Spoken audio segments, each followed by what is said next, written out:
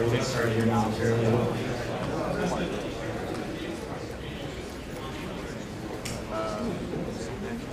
Coming up over there. It's kind of crooked. Oh, yeah, is it crooked? Like incredibly so.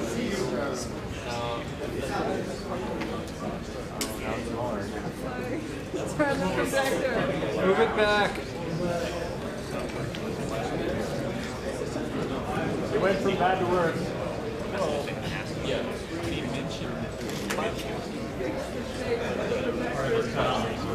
This has to go to the left.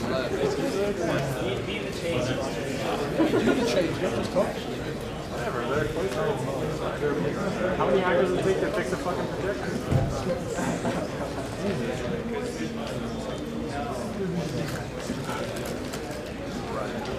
It's not like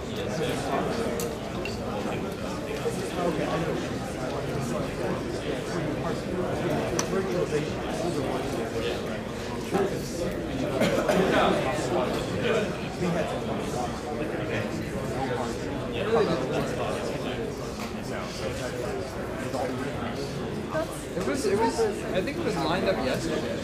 what are you saying? It's the way Was it? I've been shooting it like this. I guess I've been too lazy to try to figure it out. It would be a very simple.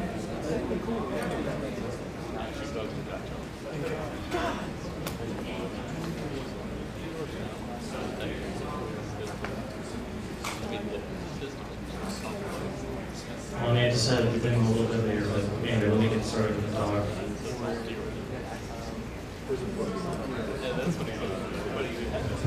Okay, so hello everyone, my name is Michael Rash. I'm a security architect with Authorization Networks.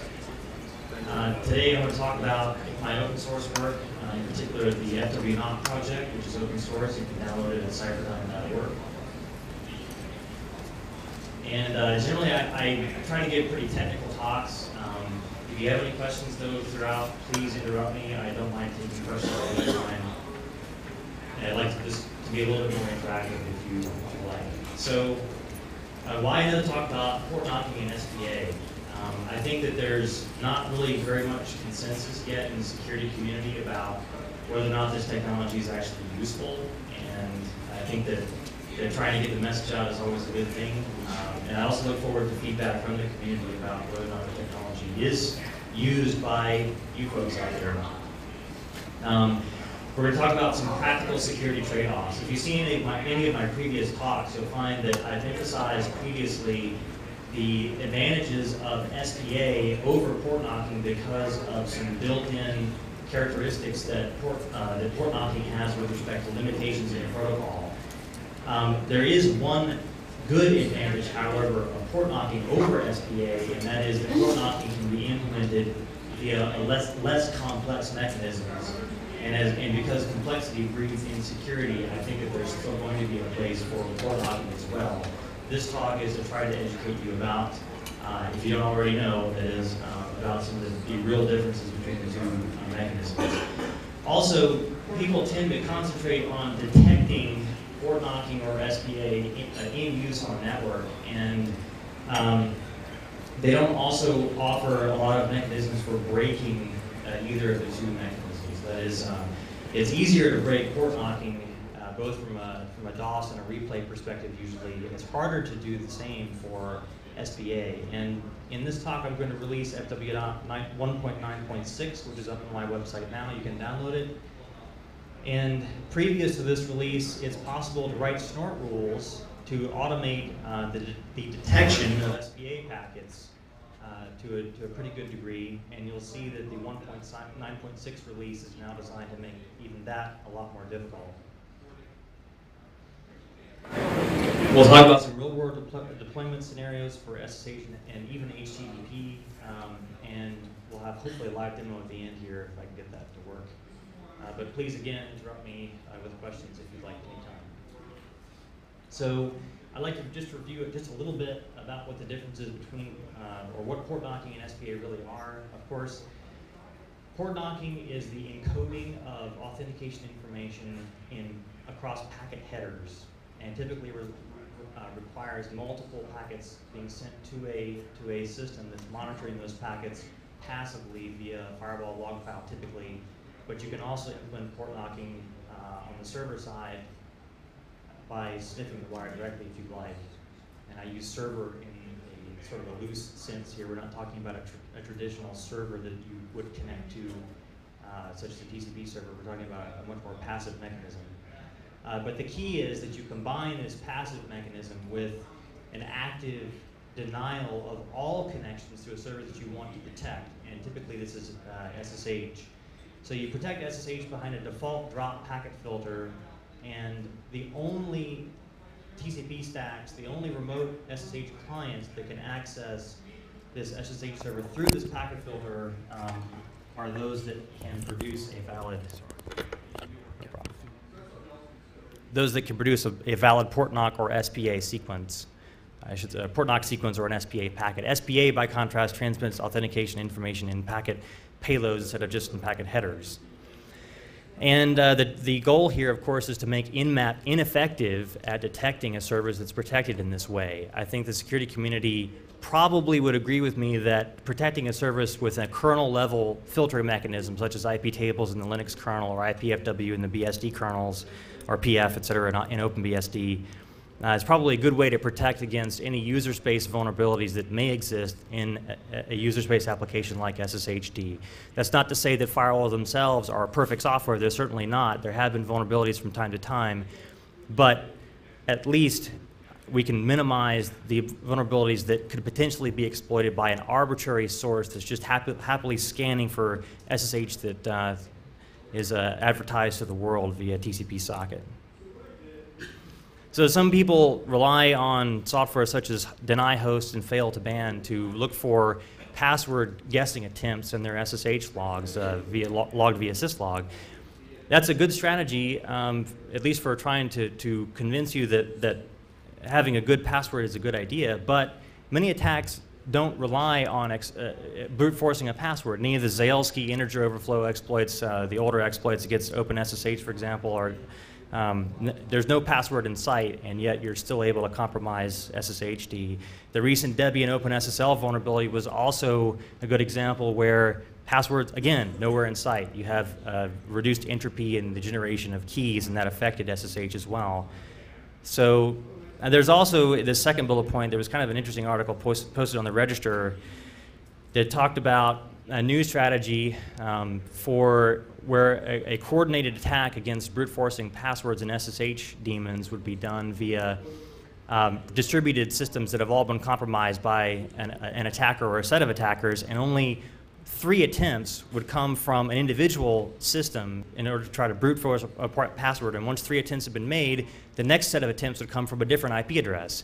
It's sort of the same classic technique where you would try to slip beneath an IDS port scan threshold by reducing the number of ports that you scanned or scanning over a longer period of time, that kind of thing. So they now apply this as well to SSH password guessing attempts.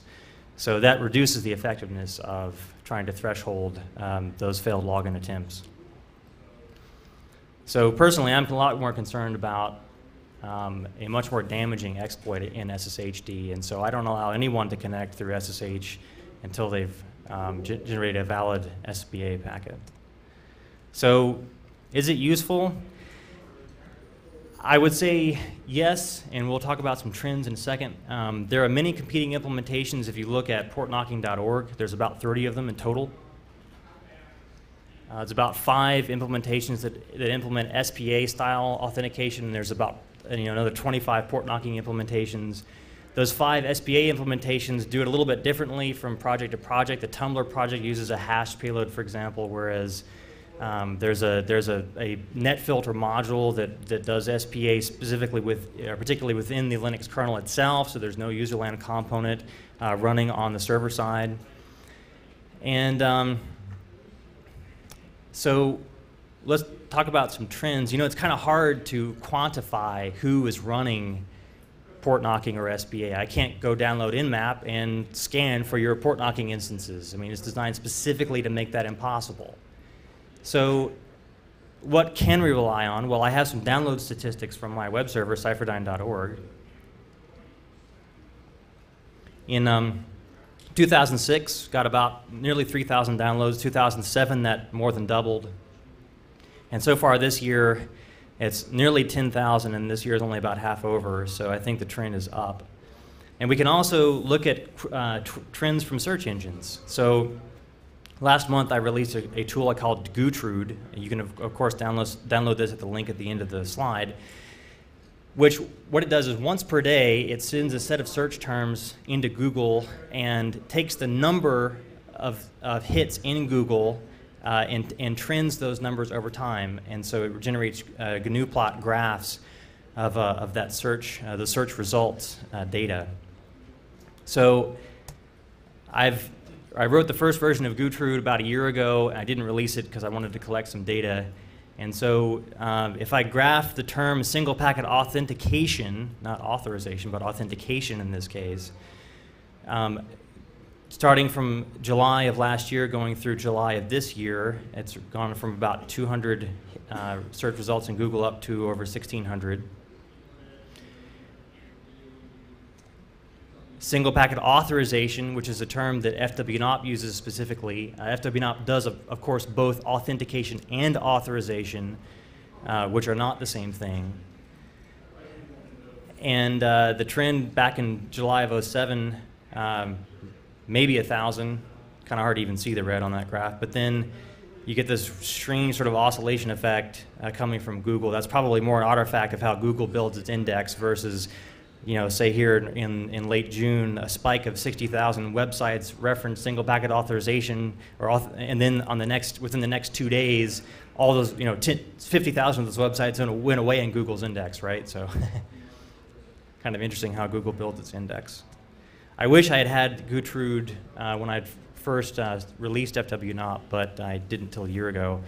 But here's the graph of what the FWNOP term looks like. Of course, if you're involved in any open source projects or thinking of starting one, it's good to pick a unique string so you can do this kind of analysis via search engines. It's very, FWNOP is pretty unique, so it's easy to get a sense of what search engines really see it as instead of having lots of other overlapping data. So I'd say SBA usage is probably up, but widespread deployment probably has a long way to go too. If any of you have some good statistics or that you would like to discuss or share with me, I'd be really interested. Support within Linux distributions or other platforms is, I think, going to be a driver for this technology. FWNOP supports IP tables and IPFW, like I mentioned. There's also a Windows client, and there are plans to integrate it with things like the OpenWRT Linux distribution by rewriting FWNOP in C, making it much more lightweight. It's currently in Perl. And there's, I think, a really interesting open question, which is, to what extent are these technologies used by the Black Hat community? Do botnets use them? There's been some anecdotal evidence that seems to indicate that port knocking is used or has been used from time to time, but it's kind of sketchy. There isn't a lot of data there. I think this would make a great topic for a research paper. Okay, so let's switch gears a little bit. Any questions so far? Yes.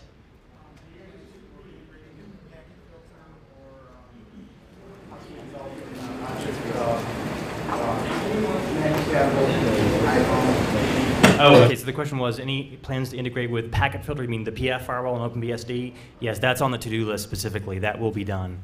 And also plans to integrate it within the iPhone? Was that the question?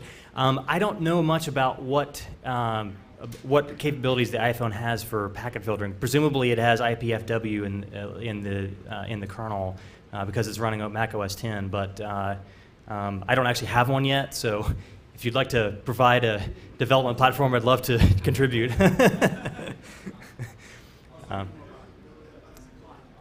Oh, as a client. Yeah, if anyone, does anyone know if Perl runs on the iPhone? Yes. Okay, well in that case, it probably would work right now. The FWNOP comes bundled with all the necessary Perl modules to get it to work. There is a dependency there's a lot more dependencies on the server side than there are on the client side. So I would anticipate that you could probably get that to work today. In fact, if you would like to try that and send me an email, I'd love to make a blog post about it and reference your website or whatever. That's a great question. I don't have anyone tell me so far that it definitely does work. But if you're the first, I'd love to know about it. Okay, so let's just do a little basic comparisons here and try to highlight the real differences between port knocking and SPA. So let's take the most simple possible port knock sequence, and that is we're going to say that if a TCP SYN packet is received on port 12345, then we'll grant access to, let's just say, SSH from the source IP that generated that packet. And this is a shared sequence between the server side and the client side, and it has a few advantages. The foremost being that this can be implemented in the simplest possible way on the server side. Only 16 bits of incoming information is really significant and has to be processed by the server. Pretty hard to put an overflow exploit in 16 bits of information, probably. libpcap is also, of course, not required. We can just parse the firewall log file. That's not typically a dangerous operation. And any web browser even could be your port knocking client. You don't have to have any specific special software on the client side to generate such a sequence. And also, an attack, and a pretty effective attack against port knock sequences in general is the fact that since it's a sequence, typically, if an attacker can eavesdrop on your traffic, they can spoof a packet to the last port they just saw in the sequence, and then can thereby convince the server side that the client doesn't really know the valid sequence and therefore deny access to the real client. So you can't do that when only a single packet is involved. So disadvantages, well, Nmap now becomes my, as an attacker, my port knock client. I'll just Nmap the target twice. From the first, of course, Nmap doesn't scan every single port by default, but I can certainly make it do that if I like. Scan every port, and then scan the target again, and see what server ports are now open to me. I don't really want to make Nmap my port knock client. So this still has some measure of security, of course. I mean, sort of analogous to running SSH on a different port, that kind of thing. If you've got any sort of automated attack out there against SSH that doesn't combine such a port scan, it's probably not going to pick up that it has to scan this particular port before gaining access. So let's step it up a little bit. The first version of FWNOP combined port knocking and passive OS fingerprinting, and it did this across IP tables log messages.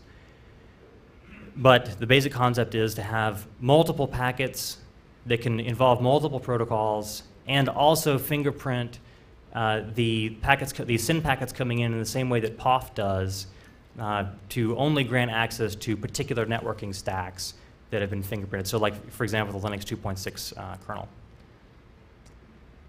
Disadvantages. Well, I'm sorry, advantages.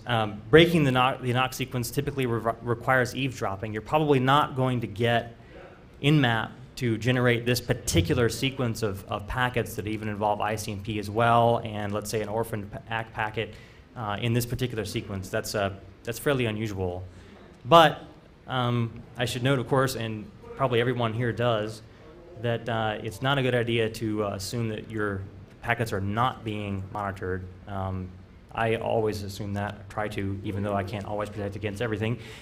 And just as an example here, I say plus POF. If you look at the IP tables log message down here at the bottom of the screen, the log TCP options command line argument to IP tables will have it log the options portion of the TCP header, and combine that with the fact that POF really only needs a few things that include the TTL value and the TCP window size and the options fields. You can now completely do everything that POF does, but just use IP tables login messages to do it. Its source of data is the same. So, well, disadvantages, and this applies also to encrypted port knock sequences. Any sequence that involves multiple packets like this at different ports looks like a common malicious activity known as a port scan to any intermediate IDS that may be watching the packets from the client to the server. Also, sequence replay is trivially possible whenever eavesdropping is involved. Now, there have been some strategies to try to mitigate or make replay attacks across port knocking implementations a little bit more difficult. For example, S-key style iteration of a hashing function, but they're not really that scalable, I'd say, and sort of difficult to apply to lots of users. It's difficult. It's hard to get port knock sequences to not be vulnerable to replay attacks. And also, this is strictly a shared sequence, of course. We're not talking about using any encryption yet. Okay, so next iteration, you can, however, encrypt port knock sequences and combine those with BOF at the same time. This probably represents the height of port knocking. You've got encrypted data as well as stacked fingerprinting involved. And again, this can be implemented within firewall logs, so your complexity is lower generally than something that must sniff a network directly with libpcap, for example. But block sizes and Rindall and things now require you to have a certain minimal length to your port knock sequence, and that makes it really look like a port scan to an IDS. So I don't typically like trying to set off IDS alarm bells, and I'm really only just trying to gain access via this passive mechanism on the server side. I personally know someone who was working at a company I worked for once upon a time, and he used to like to scan his remote systems from work because he wanted to try to verify that his firewall was currently working and that the system wasn't responding to ports that it shouldn't be. And he was fired because of the local security policy at my company, unfortunately. And if he were using port knocking, he wasn't, I mean, the intent of what he was doing would not have even been to scan his system, but it would look indistinguishable to the security team because it would really look like there's no difference between a port knock sequence and a scan. It really does look like a scan. He would have had a hard time, I think, convincing the security team that that's what he was really doing. Okay, so single packet authorization, in contrast, it's fast. You don't have to build in any time delays between successive packets because there's only one packet involved. It has a minimal network footprint. It doesn't look like a port scan. You have access to use a lot more data given MTU sizes on networks, so you can encode a lot more information, including full commands. FWNOP supports that. And at this point, you really, really require eavesdropping in order to break SBA authentication. And by breaking it, what I really mean is that you have the capability of cryptanalyzing packets that are encrypted with Rindall or with GNU PG, which is not an easy thing to do, of course. And no two SBA packets are the same. Replay attacks are elegantly made infeasible in SPA implementations.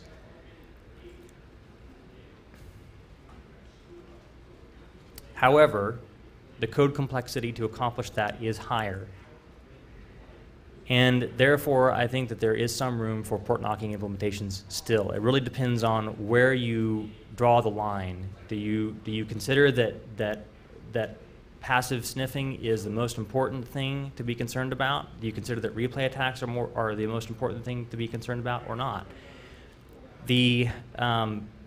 So even, I should note, however, that we're still talking about a passive mechanism. It's not as though you can scan for your SPA server. And indeed, with the 1.9.6 release, it's even harder to even detect that SPA is actually in use on a particular network, even if you're monitoring all the data, all the traffic.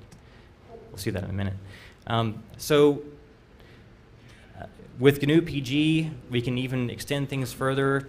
Typically, I use a 2048-bit GNU PG key for my SPA packets. And you can use important GNU PG keys, GPG keys.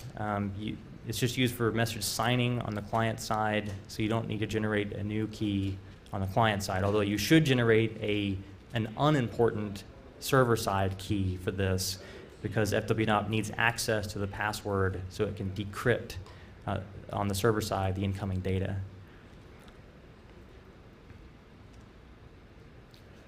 In this one, code complexity is probably the highest. We have in Perl implementations of Rindal. In the case of FWNOP, it actually requires a functioning installation of GPG on the server side if you want to do SPA packets encrypted with GPG. So I kind of like to think about it like this. This isn't exactly a scientific graph, whatever, but I think if you think of protocol limitations versus complexity, I would say that SPA with GNU PG is probably the most complex, but it also has the most benefits in terms of limiting the limitations in the actual protocol itself.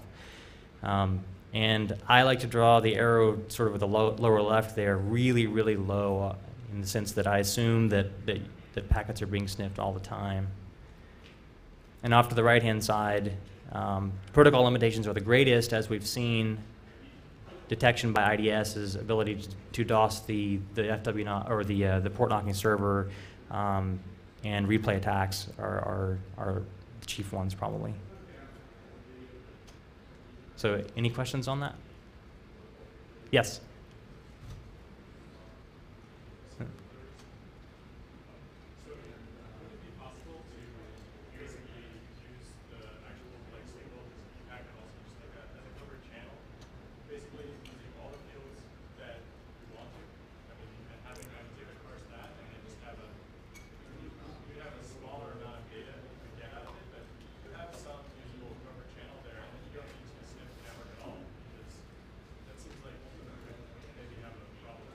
Yeah. So I think it's Jake, right?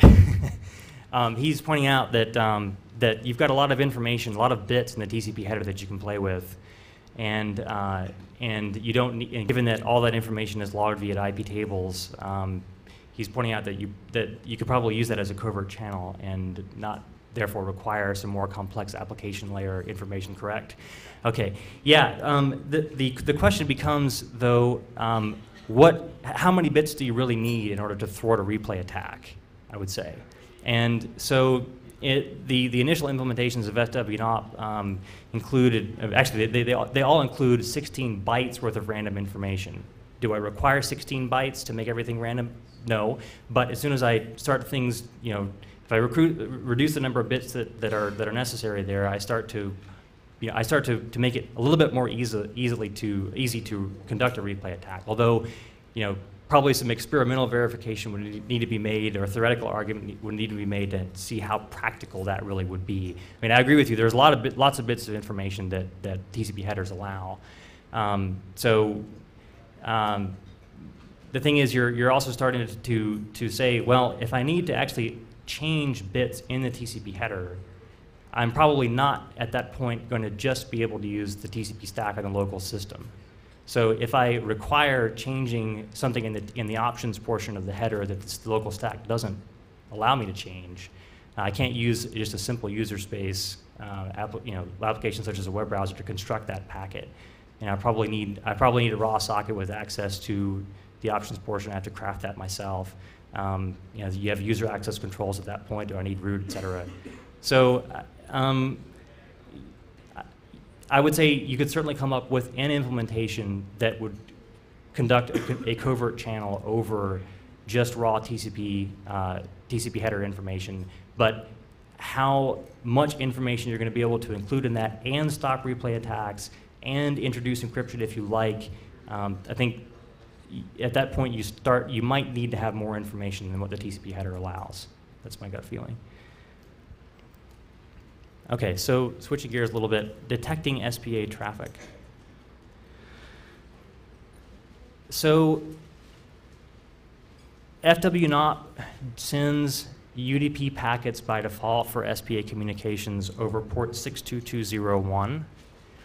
Any SPA packet is typically going to be at least 150 bytes long in its encrypted base64 encoded form.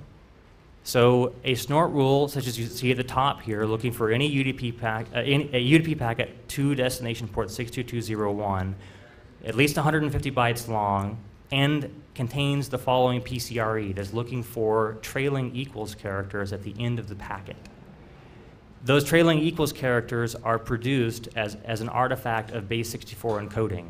So base64 encoding works by taking raw data, encoding it into plain ASCII, a set of plain ASCII characters, and if the resulting encoding is not a multiple of 4 bytes, then it will pad that data with equals characters to make it a multiple of 4 bytes. So you can end up with anywhere from 1 to 3 equal signs, or 0 if the encoded data is already a multiple of 4 bytes. So I've just chosen to look for 2 equals characters at the end of this UDP packet. Incidentally, you might say, well, why use a PCRE for this? Because PCRE is kind of expensive, and that's of course true. But unfortunately, byte jump does not work at the transport layer header, so I can't make it take the length field of the UDP header and use that as an operator to get to the end of the packet data. So using this PCRE expression with this $sign allows me to do the same thing, but it's a slightly more expensive operation just because I have to appeal to the PCRE library. If somebody knows how to write a snort signature to look for the last byte and test that byte for a particular value, but not require looking at the header at the same time, please let me know. Maybe there's a way to do it. Okay, so that's the first thing. So base64 encoding is used by all FW0 packets sent by the client. But we can do a little bit better than that. An artifact of the crypt CBC module is that it tries to maintain parity with the how OpenSSL encrypts data. So there's this static string, salted _ that's typically used in the encrypted data. And when that's base64 encoded, it shows up as this nice 10-character string, UTF, SD, etc. And so, as I was looking at a bunch of SVA packets, I saw, wow, there's this sort of invariant section right at the beginning. What the heck is that? I wasn't expecting that, considering that every single SPA packet includes 16 bytes of random data right at the beginning. But that was being generated, by the encryption algorithm itself. And so, looking for that for any pre-1.9.6 version of FWNOP, you can write a snort rule that would have a good chance of detecting SPA traffic this way. So here's an example of the raw encrypted the raw encrypted data for an SPA packet. You can see that salted string right there at the beginning. And here's the base64 encoded version of that packet with that string in the base64 encoded form of it. There's no trailing equals characters in this particular case because the encoded information was exactly a multiple of 4, so it didn't need it. So we can also do a similar technique for GNU PG encrypted data. If you look at the magic database used by the file command, you'll see that it infers that any file that begins with hex 8502 corresponds to data that's been encrypted with GNU PG, and the base64 encoded version of that is this nice HQ string. I've also included a D-size requirement of greater than 1,000 bytes because once you start to use GNU PG keys, the SPA packets typically are a little bit larger, so they're usually over about 1,000 bytes. I use a 2048-bit key myself. And here is a sort of abbreviated version of what that packet looks like. It begins with HQ, and in this case ends also with the trailing equal sign because the original data was 1,043 bytes long, but it had to make it 1,044 bytes long to be a multiple of 4. Okay, so it turns out that it's easy to sort of stop this, remove these invariant sections. Yes, question?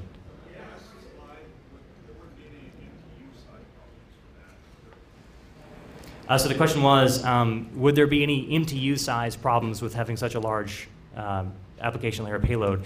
I've done a lot of traveling, and so far I have yet to encounter a network that does not handle that well. I mean, your typical MTU size on an Ethernet network is not going to be a problem. There are other network data link layer protocols too that could become involved, but I have yet to see that become a problem. So typically no.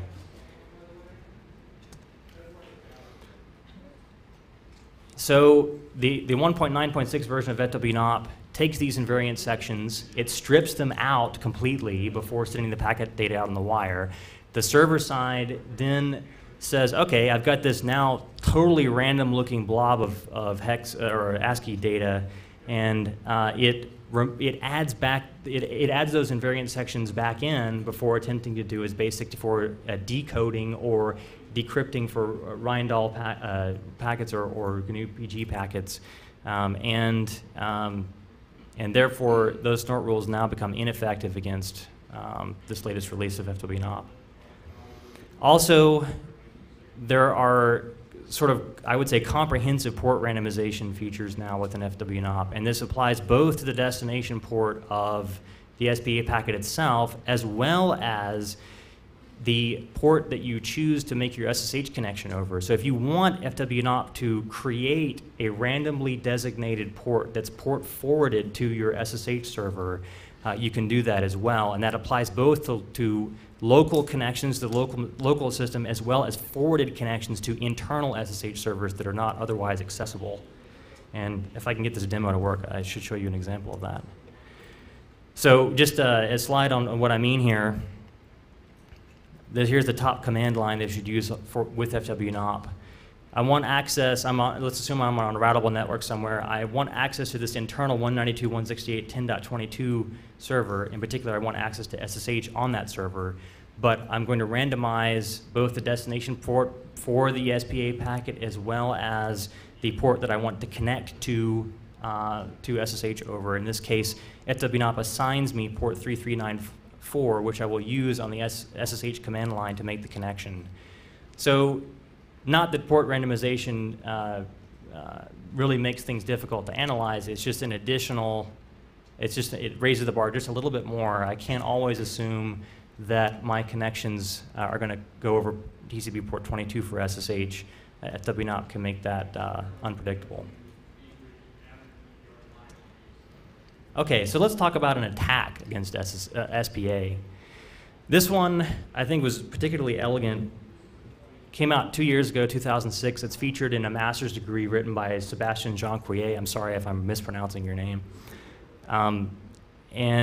Basically, the FWNOP daemon had no notion of maintaining a timestamp on incoming SPA packets. So an attacker that possessed an inline device to an SPA packet could intercept one, store it off on disk somewhere, let's say, and the client side, well, it sent this SPA packet across, but of course, SPA is never acknowledged, so when the follow-on SSH connection was attempted, it wasn't allowed.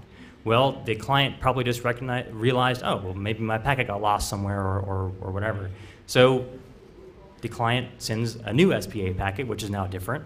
The attacker says, oh, that's okay, I'll let this one through. And then the server side would open up port 22, and the client would have no way to know that the original SPA packet that was seen was intercepted. The daemon side, the FWNOP daemon side, was unable to see that original SPA packet, so there's no way it could do a SHA-256 comparison against a new SPA packet to detect a replay attack, which means that if, at the same time, the client used -S on the command line to force the FWNOP daemon to trust the source IP on the in the IP header, the attacker could retransmit that SPA packet payload from a different source IP and gain the same level of access as the original attempt.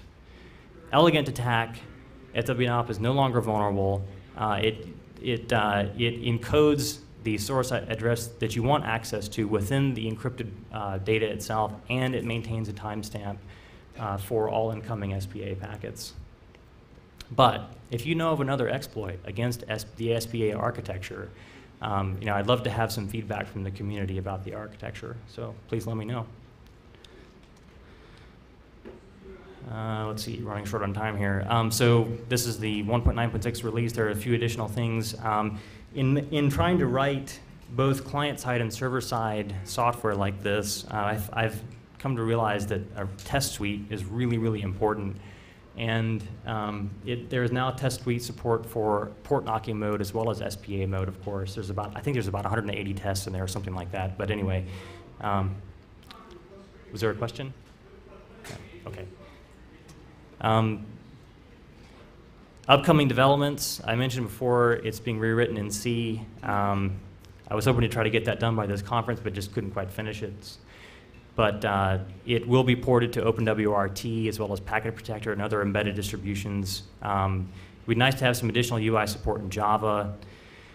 This next to the last one here is, I think, kind of interesting. Now that FWNOP supports the interface to building port forwarding and NAT rules, I'm also going to add support for SPA proxying. So you can essentially build up chains of NAT rules to a deeply buried SSH server somewhere, and with FWNOP instances at each hop, and it will build those rules automatically so that you can access from any routable network all the way down in. Yes, question. Yeah, that new proxy capability that you have, is that going to be leg by leg as you nest inside to an internal network, or are you going to have internal information encoded in the original SPA account? Yeah, so the question is, in that new proxy mode support, is the information encoded leg by leg, or is the original packet sent all the way through to the internal system? Yeah, so this is, I'm still a little bit in the design phase for this particular feature, but a couple things are clear. Each hop in the SPA path has to be able to so if I send the original SPA packet all the way through, that's fine. But each hop also has to have a necessary key information to verify that it's a valid packet. At each hop, I could generate a new SPA packet with the same original information, with the exception of, let's say, the random number that's included in the data. It's still being worked out a little bit. I mean, there's some details there that we can talk about offline if you like. Thanks for the question. Okay. Okay, demo time, or keep going through some examples? What do you guys want? Demo, okay. This may take me a little bit to set up here because I wanted to show some specific information.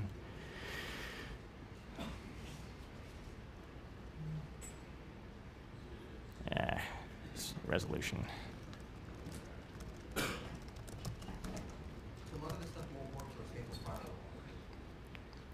The question was, a lot of the stuff won't work for a stateful firewall. It actually depends. And of course, a stateful firewall is the most sort of nice way of using this because it keeps your connection live, whereas shutting the original accept rule down. But FWNOP supports client-derived timeouts. So if you want if you want the firewall to accept your SSH connection for 5 days, you can do that. If you configure the server to allow that.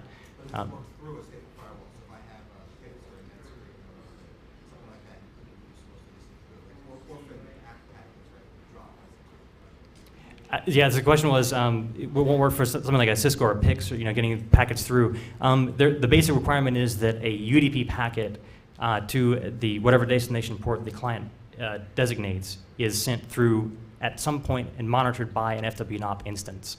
So, there's some details there, but it should work typically. Just another observation. It seems that yes. the facilities with the latest release are in place to look into supporting a UDP hole punching method behind the authorized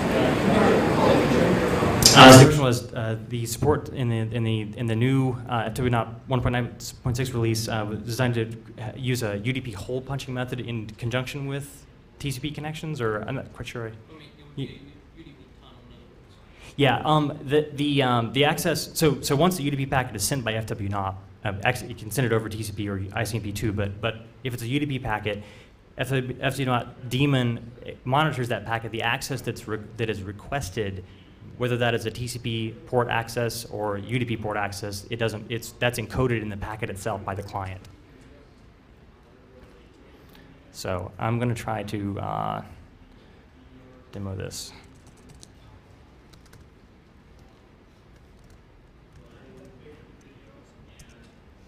What's that? Oh, make this bigger. Okay. Actually, here. Is that better? Can you see that? Okay, so just a quick mention of the architecture here.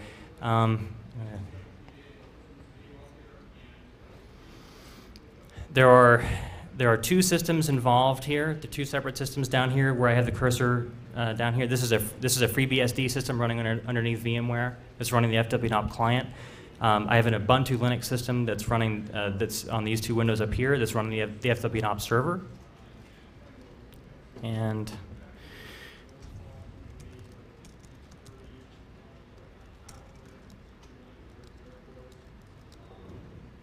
jeez.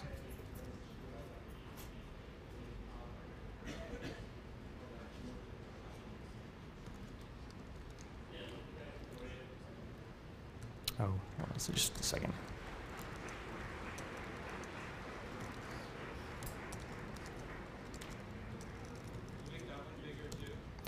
I don't think I'm going to be able to. Having trouble with the mouse here. Okay, just in the bottom window, what I've shown here is just that the IP tables is filtering my incoming connection attempt to port 22. Okay, so the input chain is not allowing the connection from the BSD system to the Ubuntu Linux system. So FWNOP is running over here. Now what I'm going to do is I'm going to use FWNOP in NAT mode here to create a DNAT rule for a randomly assigned port over which SSH will be accepted from the FWNOP client system, the FreeBSD system. So as you can see down here, it's just assigned me a new port. So 41194. -l-mbr Isengard. And so now I can log in, hostname Isengard, which is my Ubuntu Linux system. And as you can see over in this window, these are the syslog messages output by the FWNOP server that you can see a DNAT rule for this particular 41194 TCP port to be natted locally to port 22 for 40 seconds. I'm also interfacing, of course, with the IP table state tracking mechanism to keep my connection open. And after 40 seconds, FWNOP-D has removed this input accept rule. So now any new connection that I attempt to make from the FreeBSD system will not be allowed. But as you can see here, my session is still open. That illustrates the advantage of using a stateful firewall for doing this kind of thing. So if I quit, if I exit out, and I just test whether or not I have access to port 22. Of course, I don't. And in this window, what do you see? So this is the SPA packet. As you can see, the destination port was randomized to this value. If I were to dive into this packet, you would see that those invariant sections are also stripped out. I don't think I have time to show that. And then you can see the follow-on connection, which is actually SSH, but it's going over TCP port 41194. So that's the demo. And any questions? Yes? Is the first packet UDP? Do you mean this one? Yes, that is UDP. I'm sorry, what?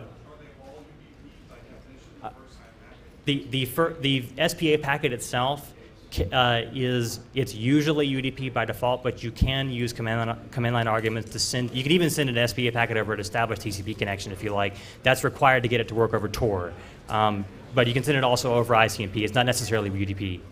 So, any other questions? Yes. I'm sorry, I can't hear you. Have you audited any of the parsers that you're using? His question is, have I audited any of the parsers that I'm using? That's a great question. So you're probably referring to NetPacket, for example, and the NetPcap extension in Perl and that kind of thing. I've looked at them a little bit. Would I say that they're secure? I'd say probably not. I mean, I'd say that's an area where rewriting in C, I think, is important to make sure that things are really well tested. I think using Valgrind against this code is going to be really important, sort of not in the context of the OpenSSL problem. But anyway, that's a great question, and that is a chink in the armor. There's nothing to say that there is not a vulnerability in either libpcap itself or in the parsers that this code is using. The main application is to make the target identification phase of using InMap, make that piece hard as possible. There could be an exploit waiting to happen in the FWNOP server side by virtue of the fact that it uses Perl modules that also have C code in the back end, et cetera. That's certainly possible. Yes. Any other questions? Yes. So you said that you're going to put this firewall, and that's you said it's good for security stuff. But are there any solutions out there that I can use yes code on a virtual private server to do secure authentication? Any solutions to audit a virtual system for a single packet authorization? I'm not quite. Is that the question? Any guess where you can't mess with the kernel and run the firewall? Yeah. So there have been vulnerabilities in firewalls from time to time. There are integration points that you could use within kernels that are running in a sort of virtual environment, just because you've got access to IP tables and IPFW and things just like in running underneath VMware. But I probably need to take your question offline because I'm not quite sure I got it. But anyway, I think I'm running out of time. But thank you very much.